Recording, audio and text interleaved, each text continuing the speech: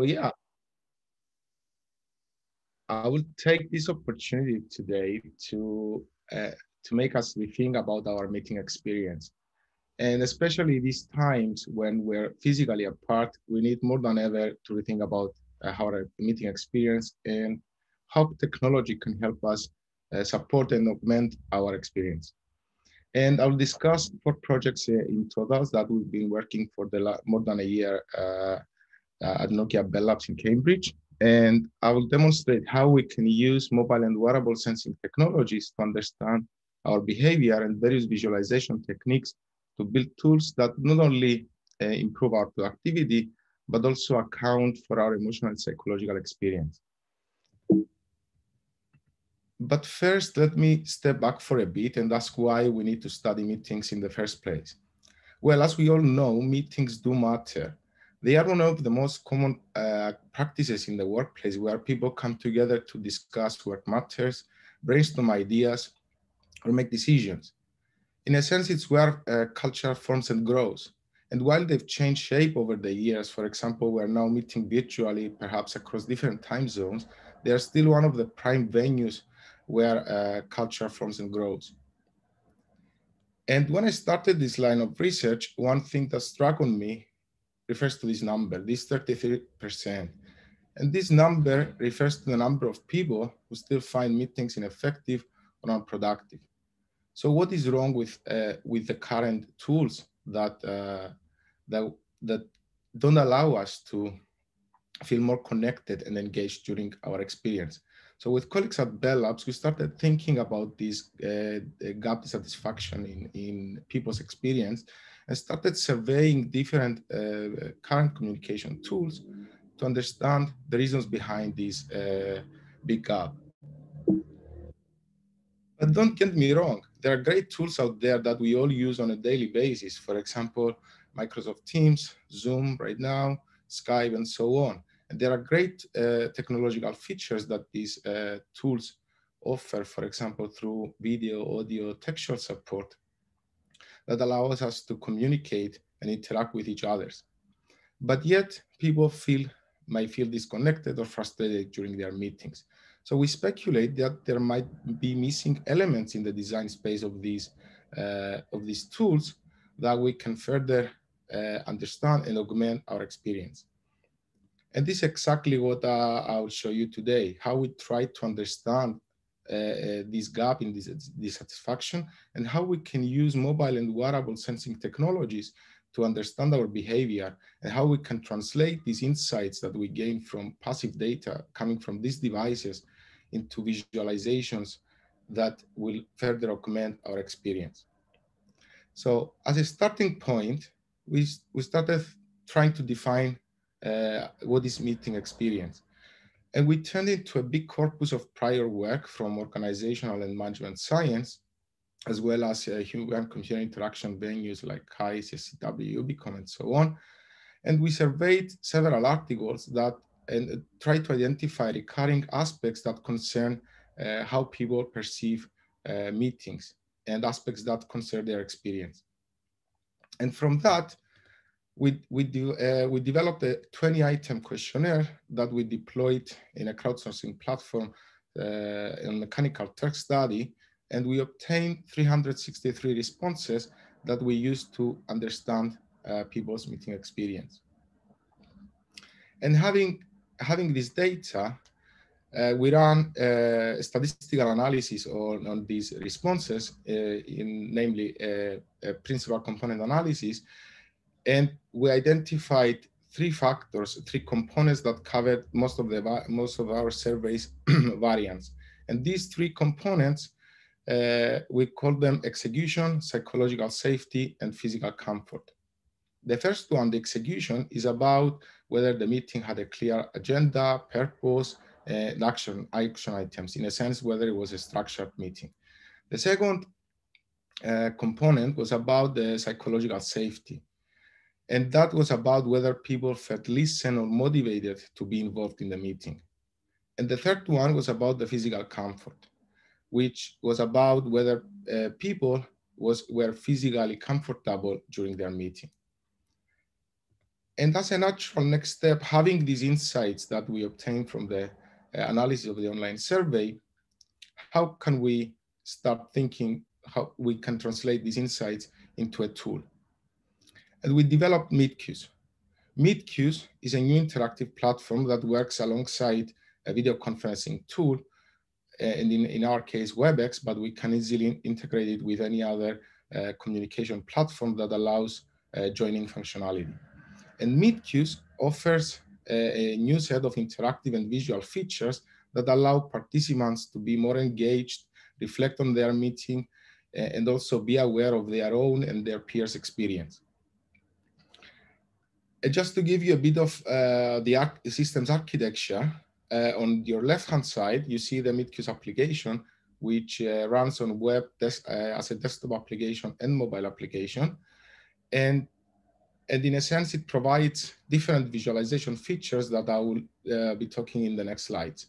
On the right-hand side is the backend architecture, where there are two servers that serve. One serves the application content, and the other one, the audio broker service, the service that joins a meeting, records its audio, processes the audio, and then transcribes it, and we run some NLP analytics on it that we automatically generate a summary that can be used as a post-reflection tool. So to give you an example, through the tool, people can tag what's being said in real time by a click of a button, either expressing an agreement or requesting a clarification. And then these crowdsourced annotations are translated into an emoji cloud visualization that you can get the gist of how the meeting is unfolding. And once the meeting is over, we process its audio, we transcribe it, and we generate analytics that are automatically sent in a summary email. And we evaluated our system in 5 real-world meetings with 55 people, and to understand whether the user interface features had any effect on people's experience and behavior, we interviewed 8 of them, where we transcribed the interview responses and conducted a thematic analysis where we extracted 4 high-level themes that concerned self-expression, visual engagement, intervention, sense-making, and behavioral change. So the first theme that we identified is about the casual interactions and the visual metaphors. And as one participant put it, there was a hint of informality that allowed them to open up more. And this was a design decision that we took about the anonymity and the casual interactions through a click of a button. The second theme was about the visual engagement, the role of visual elements that created an additional channel of communication. And another participant mentioned that they found it useful to know what other people think and especially what they tag. And this brings me to the third theme, which is the intervention. This theme concerns how participants, by just looking on the changes on the emoji cloud visualization, they could get a gist of the room atmosphere, if you like, of how the meeting is unfolding. But in the end, it was entirely up to them to try to change the course of a meeting. And the last theme was about sense-making and behavior change. And this concerns the summary page that our participants found MeetQues as a tool for post-reflection as well. And as they described it in a recall and recollect way, because it allowed them to play back points during their past meeting.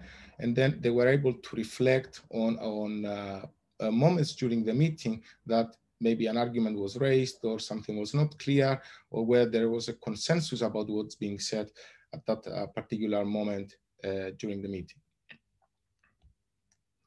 So to wrap up the first tool that I would like to share today, the MeetQues, in a sense, these new features that we introduced in this tool allowed participants to be aware of their own and their peers' experiences. It created and it enabled them to informally communicate and be engaged during the meeting. It encouraged them to intervene based on the visual changes that they could observe as the meeting unfolded. And as well, the final important thing here is that MeetQ served as a post-meeting reflection tool. Just by looking at the summary page, you could get the gist of what happened in a 30-minute slot or an hour slot meeting in just down to 5 or 10 minutes by just looking on the summary. And now the question is that follows is, once we have such a platform where we can plug in stuff, what is the role? How can we bring the mobile and wearable sensing in this domain where it allows us to understand passive data coming from these devices to understand our behavior? And that's what I will show you next. I will discuss two projects that use such devices. The first one on the left, which is called COMFIL, it's about the environmental aspect, the third factor we identified from the survey. And the one on the right is an application that we developed that runs on commercial devices. And basically we used to study the emotional psychological aspect. So the first project, the COMFIL, we wanted to understand the relationship between physical comfort and productivity during meetings. And unlike previous studies that showed the environmental aspect, the impact of environmental conditions in productivity in general in the workplace, here what we wanted to understand is whether there is an impact in the short term, like in the constrained temporal setting of a meeting. And to do that, we use these little devices that you can see on your top left, which were developed at Bell Labs, and we call them Gecko devices. And these devices, they can capture environmental conditions like temperature, light, or gas resistance. And here the idea is we can have these little devices in a meeting room, or we can think right now, since the world has changed, every employee can have one of them at their home. And then these devices can monitor the environmental conditions. And in this setting, the devices transmit data via BLE in a Raspberry Pi, and then the Raspberry Pi transmits the information to a backend that processes the data and generates analytics. So we conducted a study back in February in our offices, where we put these devices, we placed these devices in meeting rooms. People had their regular meetings, and unobtrusively these devices were monitoring the environmental conditions.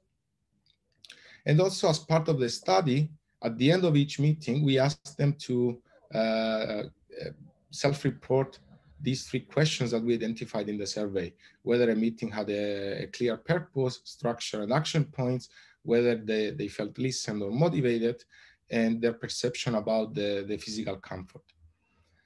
In addition to these questions, we also asked them about the meeting type, the duration, and so on, variables that we used later in our modeling. In total, we collected more than 1,300 minutes of environmental data across 29 meetings and 364 self-reports. And we used that to study the interplay between these 3 high-level aspects: the productivity of meetings, the psychological safety, and the physical comfort. So we formulated 3 hypotheses based on prior work as well. And the first one, it was, think of it as, and from this hypothesis, we built 3 models to test them. The first one, we included a basic set of variables that concern the meeting type and duration. The second one, we built a model. On top of these variables, we included the self-reported psychological safety. And in the third one, in addition to the previous one, we included the environmental aspect. And for the environmental aspect, we defined 2 metrics to capture that. The first one was what we called sense is a metric that captures what the sensors capture. So we learned the linear combination of the 3 environmental properties, and then we combine them to create 1 metric. And the not sensed is what the sensors cannot capture. And basically we subtract from the sensed the self-reported one. And as you can see here from the formula, the higher its value, it means that the sensors tends to overestimate how people think about their physical comfort. And a bit of the result. So as you can see here, the baseline model, it performed like slightly better than tossing a coin. Whereas when we added the psychological safety aspect, the performance has improved significantly. And in the third model, when we included the environmental aspect as well, the performance further increased. And from the best performing model, the third one, if we try to interpret these results into some meaningful insights, we can see that the two aspects, the psychological safety and the environmental aspect that captured from the sensor, were the two most significant ones. And what does that mean? It means that the probability increased, the probability of a meeting being productive increases by 35% in every 1 standard deviation in the psychological safety, which this finding confirms previous findings that found inclusiveness in meetings and all these dominance or not dominant meetings and so on to be an important predictor of whether about people's experience during meetings. And similarly, this very same probability increased by 25% in increase in every 1 standard deviation in the physical comfort. And this is the whole argument of this work, where that environment matters even in the constrained temporal space of meetings. And how can we think of translating these insights into solutions like meet queues? Well, you can think of from simple interventions like once you have an end-to-end system where you get the readings, you do the modeling, and then from simple interventions like opening a window or taking a break that the UI can suggest to participants, or more sophisticated ways of automated IoT-based intervention where the system adjusts the room's ventilation and so on. And now I turn to the next project, which is again on the wearable sensing space. And here the idea is to understand the emotional and psychological aspect. So what we were interested here is using commercial devices like Samsung watches to understand whether people's physiological changes have any, they're related with people's well-being. And just I'll give you, before I jump into the details of this project, I'll give you a bit of background of this area.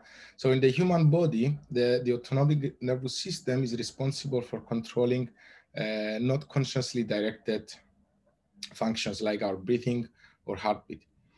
And there are many studies that found several physiological indicators like heart rate variability, skin conductance to be good proxies to assess one or the other branches of the autonomic nervous system. And a well-established one is heart rate variability.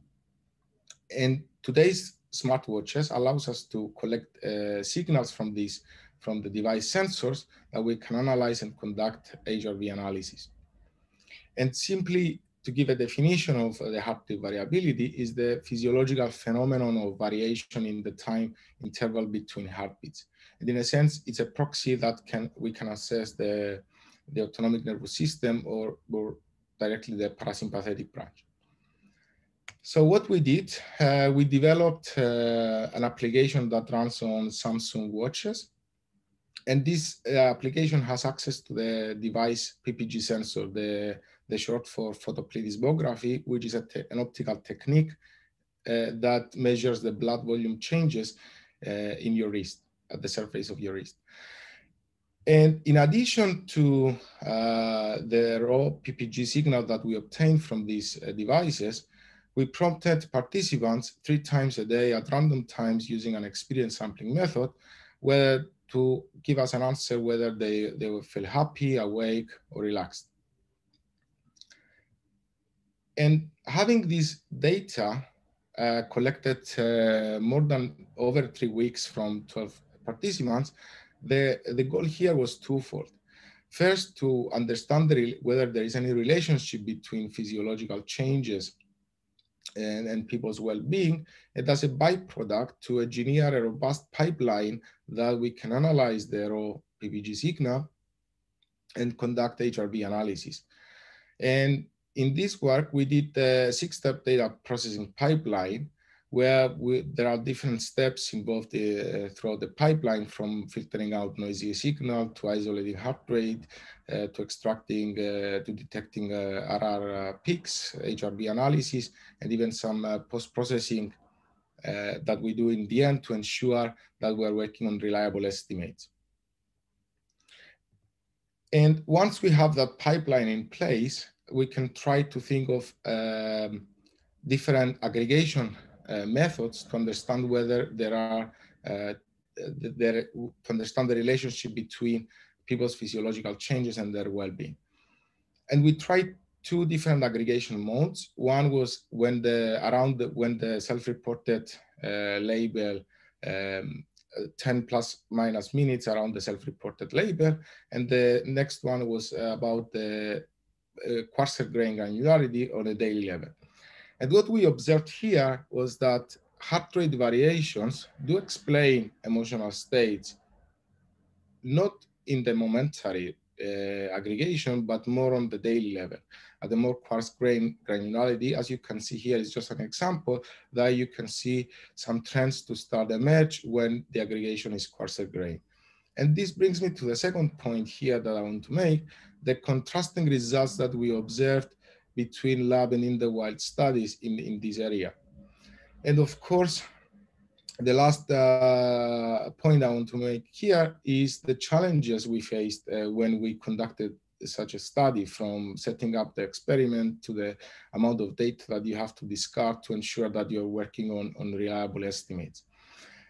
But despite all these challenges, having such a technology that people can wear these watches at their home or at their workplace, then we can translate this information, these insights obtained from these devices into a solution like MidQues.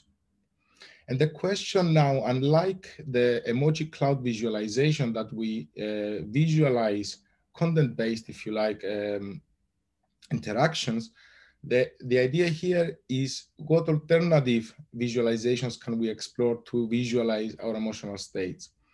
And this brings me to the last piece of work that I will show, which is exactly that, how we can design alternative visualizations to communicate our emotional states. And this is the idea of a biofeedback system. And biofeedback systems date well back in the 70s. For example, you can go to a hospital, they place sensors on you, and then you get a cardiograph. And this could be seen as a form of biofeedback.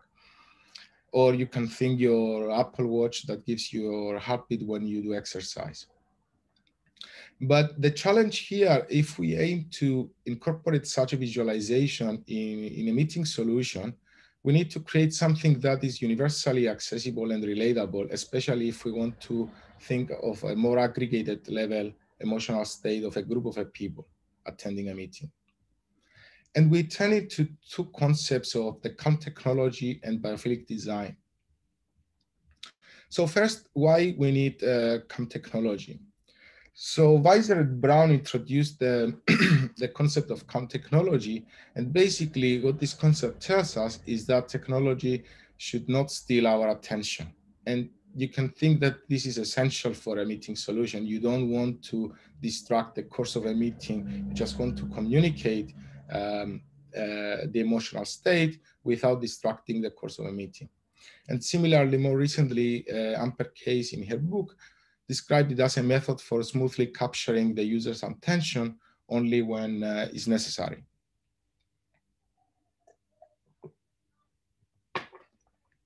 And the second concept that we draw inspiration is the biophilic design. And biophilic design is, as we all know, is our connection with nature. And here the idea is, how can we use well-known metaphors from nature to bring them in the design space of these tools? And here is one of my favorite examples that uses the metaphor of a tree, and it's called the stress tree. And the idea here behind this project is to use HRV indicators to control the way a tree grows.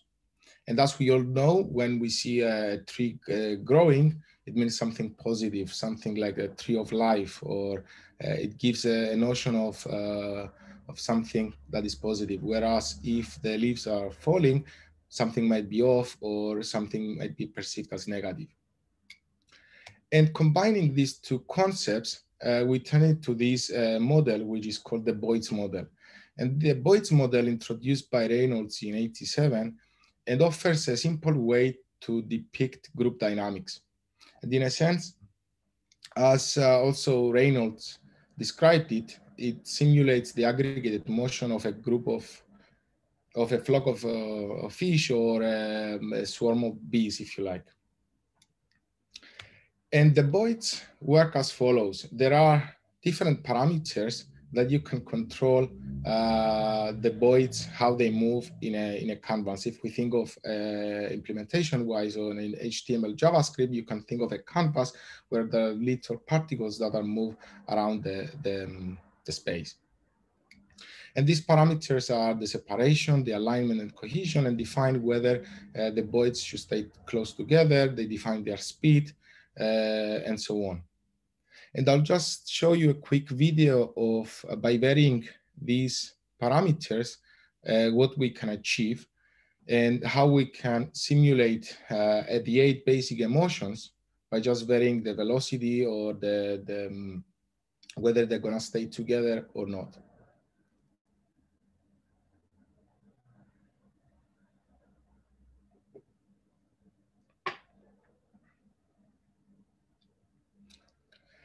So the next step, once we designed this visualization, we wanted to understand whether it actually conveys the different emotional states. So we showed to 353 people in a crowdsourcing study the different visualizations in a randomized fashion, where we asked them to tell us the extent to which they thought each visualization conveyed the right emotion. And what we observed was quite surprising. We observed that people could recognize certain emotions more easily than others. And they could recognize the negative ones more easily than the positive ones. And this, we've been thinking that we can use this in our favor. For example, if people are more able to understand the negative ones, if we have like end-to-end systems where people can wear watches, these they translate their physiological changes on an aggregated level into this visualization, we can create awareness of people that something might be wrong, and then they can all contribute collectively to change their emotional state. And to wrap up, here, including this visualization, we can also create another additional channel of communication in such a solution like MeetQueues. Of course, this work is collaborative work and I'd like to thank all my collaborators at Bell Labs in Cambridge and US, and all the students that interned with us for the last years. And with that, I would like to end my talk, and I'll leave you some relevant papers for the work that I've just showed you. And also you can find more information about these projects in the team's website. Thank you.